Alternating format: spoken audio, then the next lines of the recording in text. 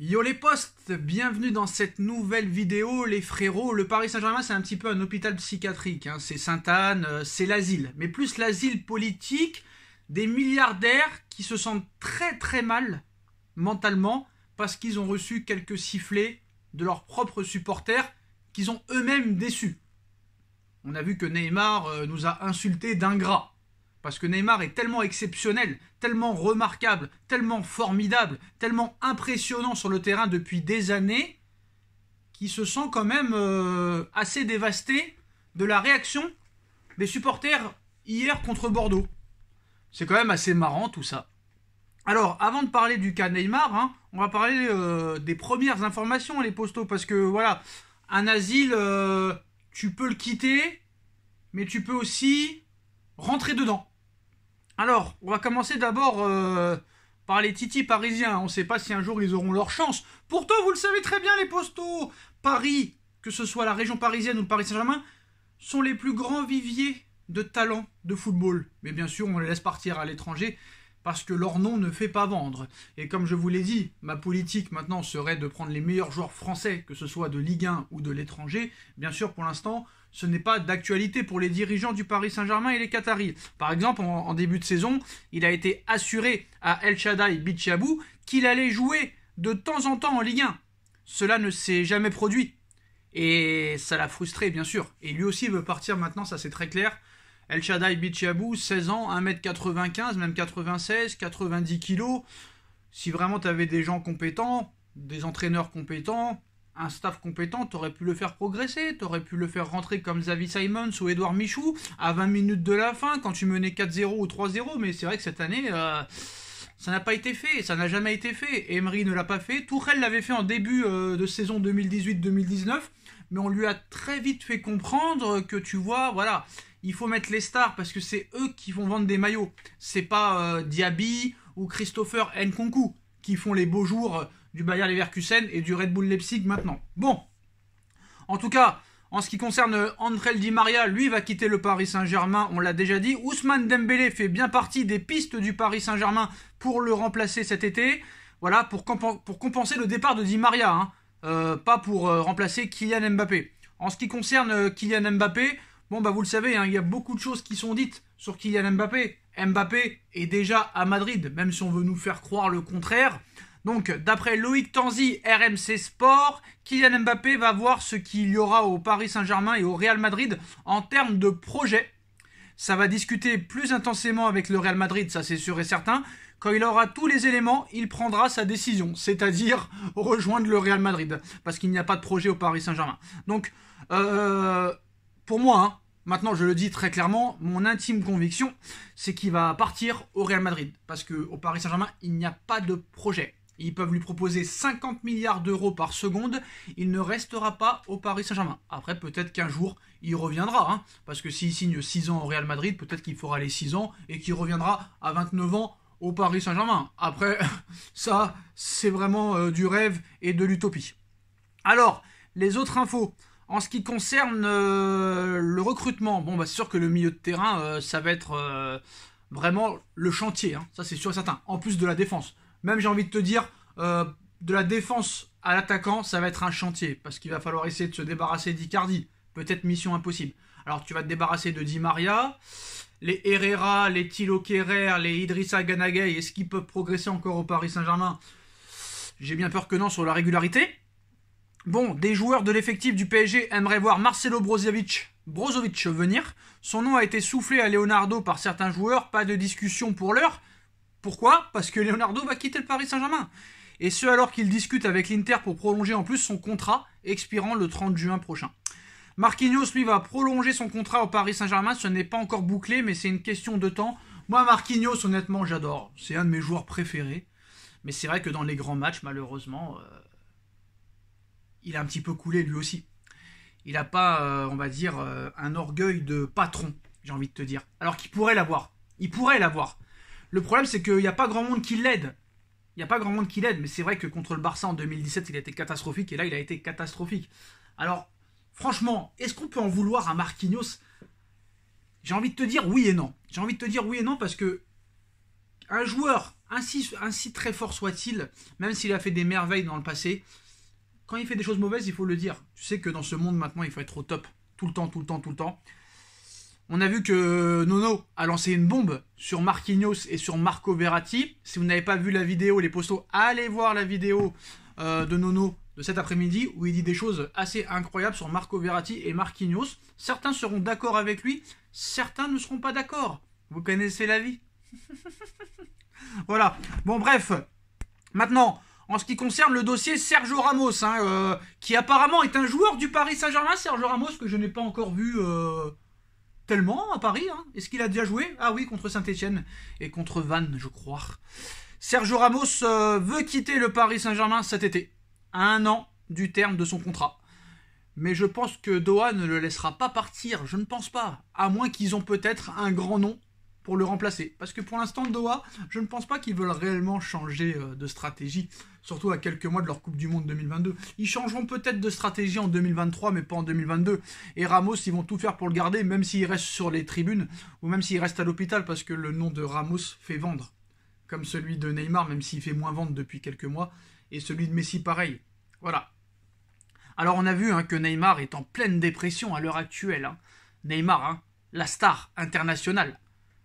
La star mondiale. Le meilleur joueur de tous les temps. D'après certains. Qui pourtant ne fait plus rien depuis plus de 2 ans au Paris Saint-Germain. Laisse les jours difficiles te rendre plus fort. C'est le texte partagé par Neymar en story Instagram aujourd'hui. Ce n'est pas une blague, c'est la vérité. Laisse les jours difficiles te rendre plus fort. Je crois que depuis qu'il est au Paris Saint-Germain, c'est la 7e ou 8e fois qu'il nous sort ça. Il nous sort ça à chaque élimination ou à chaque blessure. Et le mec est de pire en pire. Donc tu nous prends vraiment pour des ahuris. Et encore, je suis très gentil, monsieur Neymar. Voilà. Alors pour Mbappé, il faudrait des changements majeurs et un véritable projet sportif énormissime pour convaincre Mbappé de rester au Paris Saint-Germain, ce qui ne sera pas le cas. Mais pour l'instant, rien n'a été signé avec le Real Madrid, ce qui laisse peut-être un mince espoir pour le Paris Saint-Germain, mais je n'y crois pas réellement.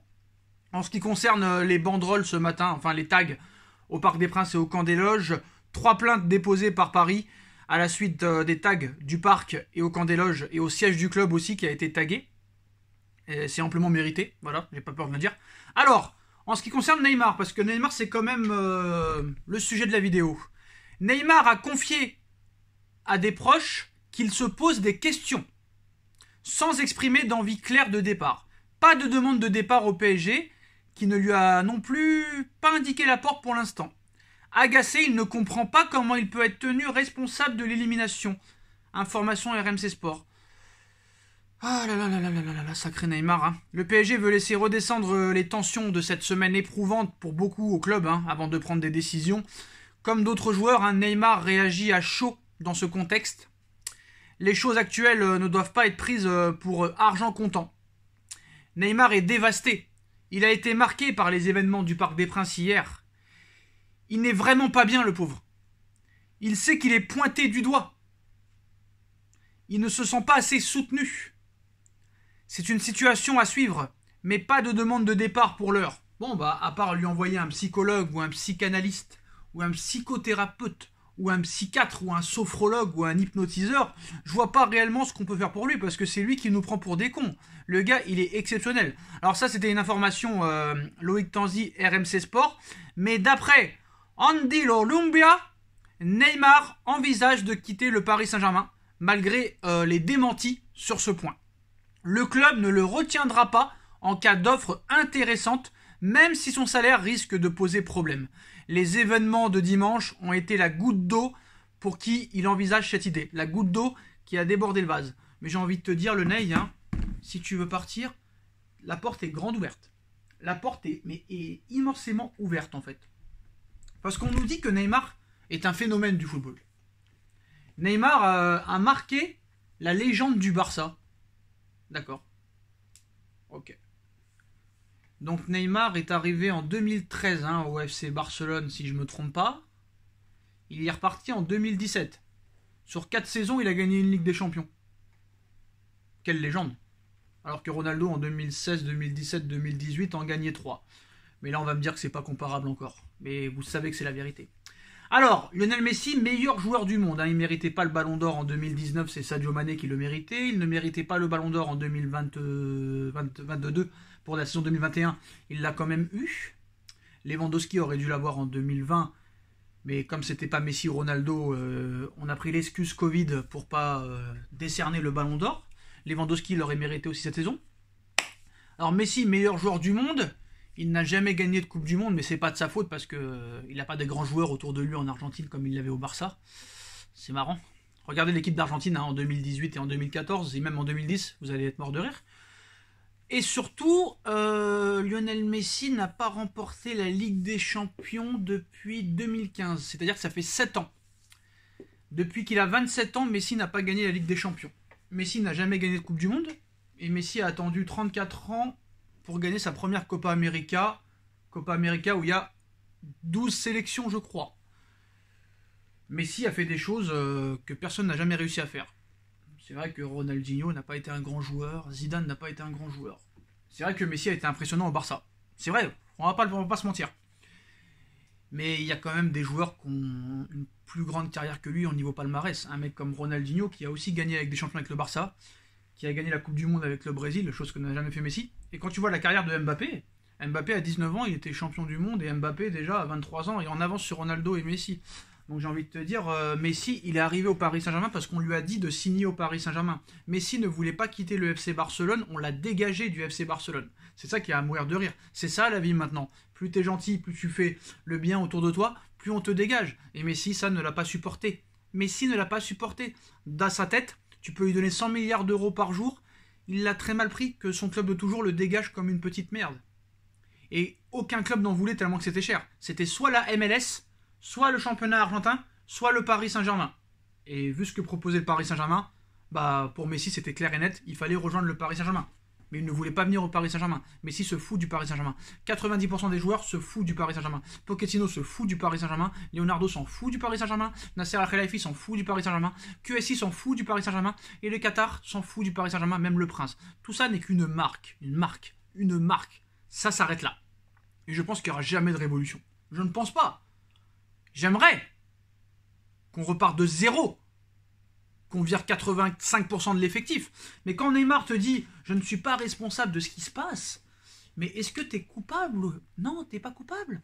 Honnêtement, frère, t'arrives plus à faire un dribble, t'arrives plus à faire un tir, t'arrives plus à faire une passe. Ah oui, contre Bordeaux, t'as marqué. Ah bah oui. Ah bah bravo, frère. Félicitations. Félicitations. Ballon d'or. Non, et à un moment donné, il faut se poser des questions. Et à un moment donné, voilà, vous refusez de voir la vérité en face parce que voilà, vous êtes fan d'un joueur, mais vous n'êtes pas fan pour son talent footballistique à l'heure où on parle. C'est ça que je veux vous expliquer. Regardez le Barça, ce qu'ils ont fait. Ils ont remplacé Koeman, ils ont pris Xavi. Tu vois Xavi, la philosophie qu'il a, il a les pleins pouvoirs. Alors c'est vrai que les coachs ne sont pas fautifs à 100%, mais les coachs dans les autres clubs ont les pleins pouvoirs. Si le prince ne donne pas les pleins pouvoirs au coach, pourquoi le prince n'est pas coach lui-même? Qu'il soit coach lui-même et il fera ce qu'il voudra. Et à un moment donné, il faut être cohérent. Est-ce que ce mec-là, ce prince Al-Thani, connaît le football? Bah voilà. Et moi, les changements, est-ce qu'il y aura vraiment de gros changements cet été? Parce que Kylian Mbappé, lui, ce qu'il faut savoir, il a été très affecté et déçu par le traitement qui a été réservé à ses coéquipiers dimanche. C'est pour ça que Mbappé n'a pas été applaudir avec Navas, avec Kerrer, avec Wijnaldum, avec Marquinhos, les supporters. Notamment à Neymar. Il considère que lui et ses coéquipiers gagnent et perdent ensemble. Oui, mais Kylian, à un moment donné, tu vois ce que je veux dire, Kylian. Je t'aime bien, je t'adore. Hein, c'est grâce à toi qu'on en est là en premier en Ligue 1, même si on a été en 8e, même si on a été l'année dernière en demi, c'est grâce à toi, le Kylian. J'ai rien à te reprocher. Vraiment, j'ai rien à te reprocher. Et je comprends que tu veuilles te casser. Je comprends que tu veuilles te casser. Mais ton Neymar n'est pas défendable. Kylian, il n'est pas défendable. Il n'est pas défendable. S'il ferait au moins 5 matchs sur 10 convenables, là, on pourrait avoir peut-être une émotion pour lui et peut-être le défendre. Mais ce joueur-là est indéfendable. Vous pourrez dire le contraire, vous aurez tort. Donc Kylian, je ne suis pas d'accord avec toi.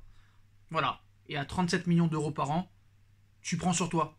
Si vraiment c'était un grand joueur, on a fauté, je suis mauvais, mais il ne le dira pas. Il faut que je me remette en question, il faut que je travaille plus. On ne l'a jamais entendu dire ça, jamais, parce qu'il n'en a rien à foutre du football. Il a réussi à berner tout le monde, à prendre son oseille de fou, que ce soit au Barça et au Paris Saint-Germain, avec les marques, différentes marques, et le mec a tout gagné.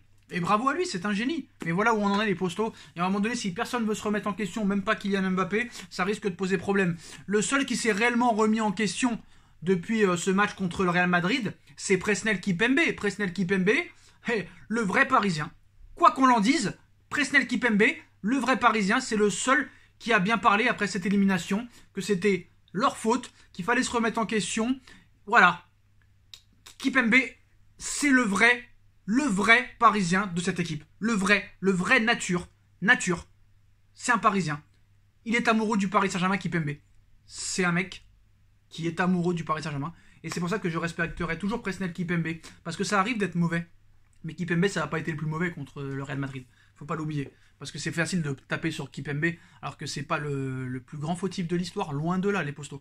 Voilà, Kimpembe est formé au club. Mais bon, je pourrais parler pendant 20 ans, les postos. Voilà, dites-moi en commentaire ce que vous en pensez. On like, on partage, on commente, on s'abonne. Et on se retrouve très très vite pour une nouvelle vidéo, les postos. Et on sourit à la vie.